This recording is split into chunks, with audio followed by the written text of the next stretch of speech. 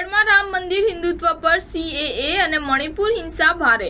Pension અને પગાર ન ચૂકવવો એ ડાબેરીઓ સામે મોટો મુદ્દો. યુવાનો બેરોજગારીથી પરેશાન. કેરળમાં ડાબેરી સરકાર સામે લોકોમાં નારાજગી છે, પરંતુ અહીં પણ ભાજપ માટે માહોલ નથી. તેઓ કેટલાક વિસ્તારોમાં મજબૂત બની રહ્યા છે.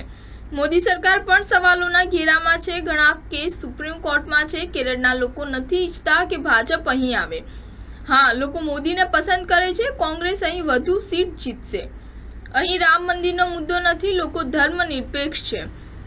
ત્રિવેન્દ્રમમાં કામ કરતા અભિનંદન એકલા નથી જ આ વાત કહી રહ્યા છે. કેરળ યુનિવર્સિટીના વિદ્યાર્થી નાભાન મોહમ્મદ કહે છે કે ભારત ધર્મનિરપેક્ષ દેશ છે.